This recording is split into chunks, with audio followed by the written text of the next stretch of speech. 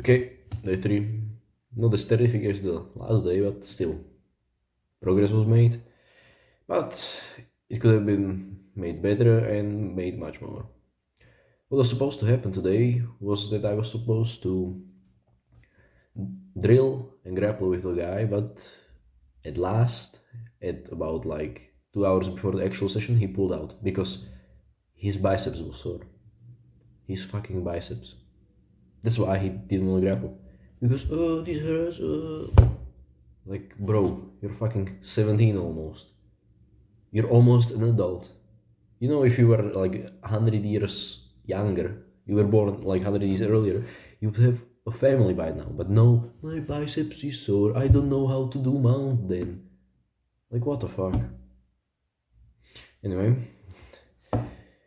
I try to catch up, I try to search out more techniques, I found out new details I had to do, which is better. I was working on a back escape system, which is almost finished by now, and yeah, that thing's a really good one. I'm really happy about it, and well, it works. Brown belts and black belts can even submit me. Well, if they don't use actual force and go at the same pace as I am doing. But I really think when it comes to submissions and actual practice and actual competition, I really think that like little or if any people are able to submit me. Since I've been accumulating knowledge about back defense for the last 2 or 3 weeks, or even maybe a month, I really think I could keep up my own, even from more experienced guys. But the thing that worries me the most is that I certainly know the theory about all these things, but I don't know how to do them. I haven't actually done them. That's the thing. Like as for the back escapes and the mount escapes, I did some of them, but I haven't drilled them so much entirely that they are in my muscle memory, which is kind of the point of drilling. So yeah, I'm thinking about just visualizing them, which I heard that was really good and you could actually learn thanks to visualization, or just practicing them on my own, which is kind of like sad, but yeah, since people are not really down to go grapple with me for some reason.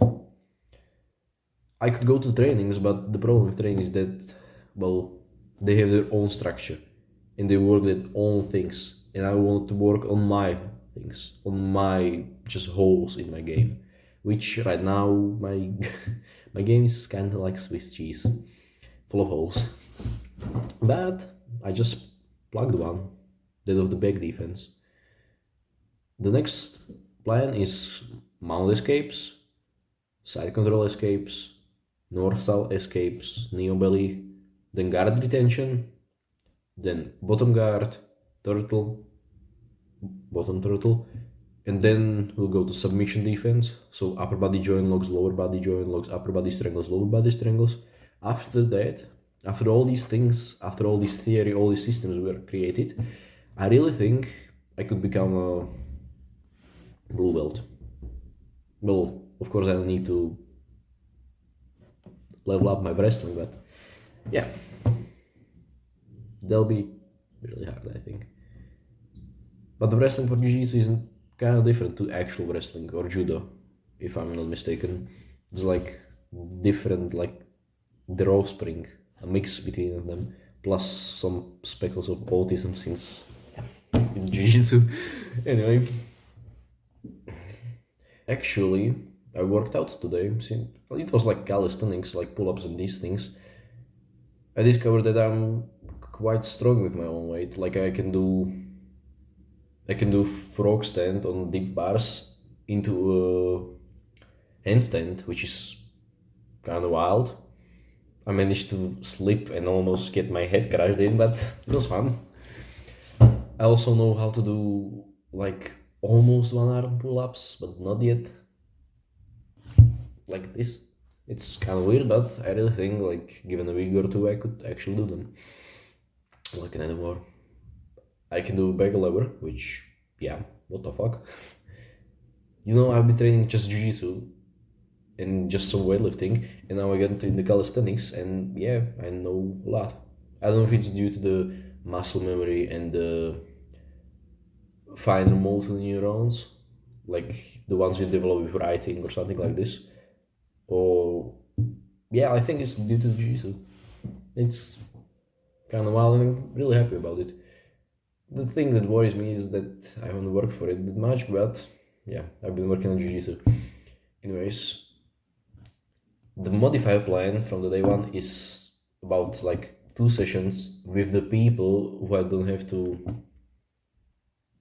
with the people I'm reliant on, which are basically these fucking bitches who don't know how to, not know how to train.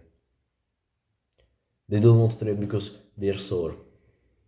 Then I have 2 sessions in the gi, which these sessions in the gi are like perfect. I love them with all of my heart because you can roll at the end. And if you get a good training partner, you can do just the things that you want. So for example, with me, it will be just starting at the back. Why would I do that? Well, I want to know how to escape, how to defend, and all these things. We go for a round, we get somewhere. If he submits me or I submit him, then we reset. Reset back to the back. Back to the back. Nice. Then I have to do 2 sessions, which will have the wrestlings. And yeah, I'm about to get smashed again. But the problem with them, like, the techniques are like extremely high quality, like fucking amazing. But you have to do them and them only. You can do your own stuff. At the end of each session, there will be positional sparring, but yeah, it's positional sparring, and the chance of you actually receiving something you want to work on is quite small, which kind of worries me and bothers me, because I have 3 months to become a fucking national champion, and I have to work like with, let's say, 3 at best sessions of actually working on myself and working on plotting my holes per week. That's about, it's like 12 weeks, 36 sessions that I could work on until the ADCC Slovakia, which is on the 7th of June. That's less than 3 months actually. It's, yeah. So I think I have like 2 choices. Either just find someone who's actually high quality and will work with me, and if that happens, I'll go all in. I'll just study all the things. I'll just engrave my brain with all the information I need. Then go with them, teach them the things they have to do. Then we positional spar. So if they have my back, I'll tell them to like not cross their feet, to establish a body triangle, to keep their head on the opposite side of the strangle hand, and things like this. So it makes me work harder for the actual result of escaping and defending. And if that happens, like, I'm gonna be so grateful, so happy, and just, I'm gonna be progressing faster than anyone I know. Even, I may sound arrogant, but whatever, I do really think I have broken the system or something like this. Because everybody's talking about systems, but nobody's actually showing them, or from at least what I know. And with what I'm planning, I'm just actually doing like flowcharts, if you know what it means. It's basically like an algorithm of what you have to do when something happens. Like, perhaps if they bring up their strangle hand higher, instead of just having a seatbelt like this, if they bring it higher, they have to pull them down. There's like if then reaction system, reaction and action, action and reaction, like this whole kind of system. I don't know if it's due to my technical kind and sight of schooling or my autistic brain or something like this, but I really think that it's something special and people aren't doing this. Like, yeah, they're doing systems, they're telling systems, like John Danaher. He's creating systems, he's teaching them, but I know, it's, for someone like me, it's harder to visualize actually. So yeah, if these things actually come to fruition and I achieve something, then I'll be really confident in just my systems, and I'll be really doubling down on creating them, like from whatever position it may be. First, the bottom position, the pin escapes. So back, mount, side control, half guard, north, south, knee on belly, guard, retention, then takedown defense, then each individual submission defense. Well, not each individual, we'll get into that, but like into groups, as I said, upper body strangles, lower body strangles, upper body joint locks, lower body joint locks. Then there's all the things for my white belt frame.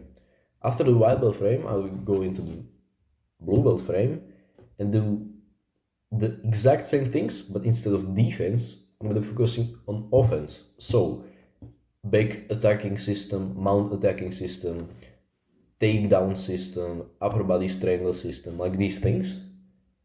I'm gonna be filling them all out, creating them all, tweaking this each individual system. If I learn something from the attacking system, then I'll go into the defensive system, and vice versa. Then that will be like my blue belt focus, and after that I'm gonna be going to the purple belt, where I guess I'll be diving deeper into each individual like move, submission, or things like this, like armbar mastery, rear naked mastery, things like this.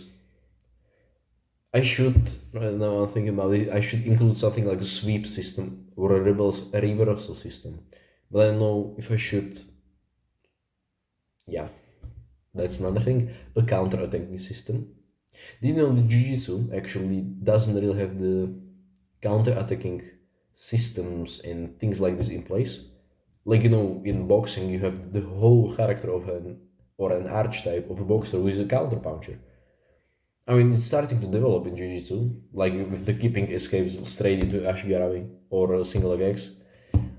But yeah, I think I'll be diving deeper into them, and as my wealth of knowledge increases, I really think I could create something that's actually worthwhile and actually just improves the whole Jiu-Jitsu game, even though it may be just in small areas around me, I'm sorry. But still, people improve, and well, that's the reason I started. I want to get Jiu-Jitsu into more people. I want to just want to have more people to roll with. Like, that's all. Anyway, that was day 3. I hope we'll get to like day fucking 3000 or 4000, like 10 years later, and I'll be just like a 3-degree black belt or something like this. I really do think I could accomplish that, but I have to work like really, really hard. And since life happens, I think many troubles could approach me. But I also think if I manage to be successful in these earlier stages, I could actually become a coach, since I'm creating like these things. And you know what's funny? Every time I learn something, instead of just, okay, write it down and just think about it, I have a tick or something like this. If I learn something, that I just go into autopilot and literally explain it to myself as I were teaching another, which is kind of wild. And I really think it would contribute to me being a coach. So yeah. Anyway, hope you enjoyed this vlog, and see ya.